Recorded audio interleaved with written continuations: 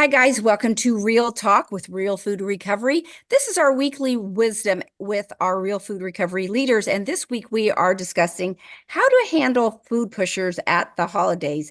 I will go ahead and say for me, it's generally something that it depends on what hill I want to die on that day and how frisky I'm feeling as to which approach I go. I can either say, I'm just too full right now, maybe later, or I can take it with me and if I'm at someone's house and get rid of it later. Although for me, that can be really risky. So I try not to do that. But typically for me, just saying, I'm still so full right now. I don't have an ounce of space in me, but thank you. And that typically gets rid of them for the moment. So that is really my biggest approach. If I, like I said, if I am frisky, I might launch into a little bit of an education about how or why I don't eat that, and people glaze over and they leave you alone really fast because they want to get away from you. So anyway, Jamie, how do you do it? What do you do? For me, I have been in just like so many of us have been in the food pusher hot seat many times. And whether it's family or friends or acquaintances that I'm at a party with. And I find that it always sort of feels like a little bit of a sucker punch at first. Like, oh, Mhm. I wasn't expecting that. Why does this matter? And then I remind myself immediately that what people say and do is a reflection of them, not me. True. And that immediately allows me to detach from whatever I'm hearing from them. And I don't try to explain myself. I don't try to convert anybody. I just keep it as short and sweet as possible. Uh, Thank you, I'm good, is Mm. usually my response. Or thank you, I'm gonna save my appetite for something else. And if Aunt Mildred I don't have an Aunt Mildred, but let's just say I did. If Aunt Mildred gets offended and hurt because I won't eat her mincemeat pie, I am very clear about, isn't that a Christmas thing? I am very clear about Aunt Mildred. My love for you is not reflected in whether I eat this pie or not. My love for you is reflected in my time that I spend with you and the Mhm. attention that I give you Mhm. and the memories that I make with you. It's not about you watching me eat this pie. So because I have heard so many folks that I coach say to me, well, I don't want to offend them. I don't want to hurt their feelings. And what if it's their last Christmas and I'm not eating their food? That no, no, no. Do not put that on you, on them. It is not your responsibility to make someone feel good by eating Mhm. their food. Mhm. That's not what love is. Love is time, love is attention, love is intention, love is not eating someone's food. So anyway, that's my experience. That's my coaching on it. Shay, where did you land on this topic?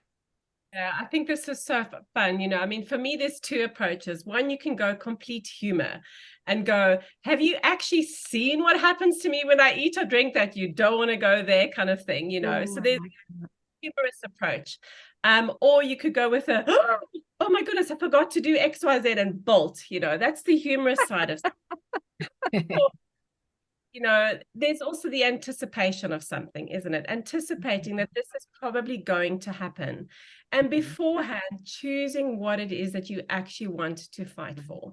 Planning Mhm. ahead. Like, what is it that you want important? Back on the Aunt Mildred, what do I most want to have with Aunt Mildred? I don't have an Aunt Mildred either. Love you, Aunt Mildred, wherever you are, but we love all the Aunt Mildreds, we really do.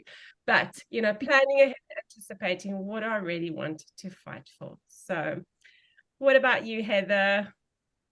I thought about this and I want to keep it positive and light because essentially what person is doing is trying to give a gift. Yeah. And if we keep that in mind, so what I do and recommend and what's gone well for me is I really praise them.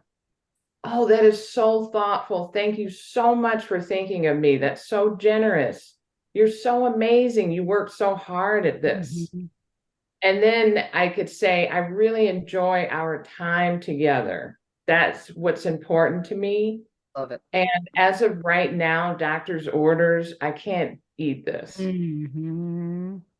And that way it's keeping their heart open. I'm accepting their gift. I'm praising them for their gift. I'm validating them for their gift. I'm also emphasizing it's the time with them that's important to me. And basically, maybe they're hearing that, yes, that's most important to them too.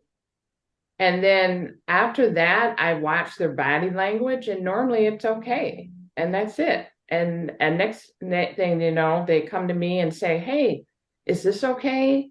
Are you able to do this? Are you able to, you know, I put this aside for you. I see more of a team effort afterwards, approaching it that way. So this is what's worked for me, and just remembering it's their gift. And if I worked hard on a gift, how would I feel? So yeah. So that's my What phenomenal answers. And oftentimes food pushers are coming from a place of love. It's their love language. So I think leading with compassion with them is just such a kindness in return. And we know in recovery, we want to stay in that compassionate, kind mindset for ourselves, as well as for everybody else, of course. But it sounds like to me, I love everybody's answers.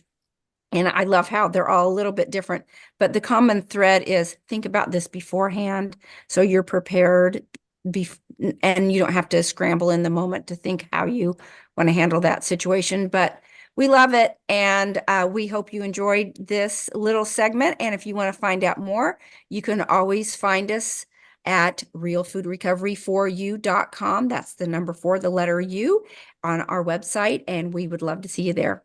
Thanks so much, guys. Happy holidays. See you next Happy time. holidays. Bye.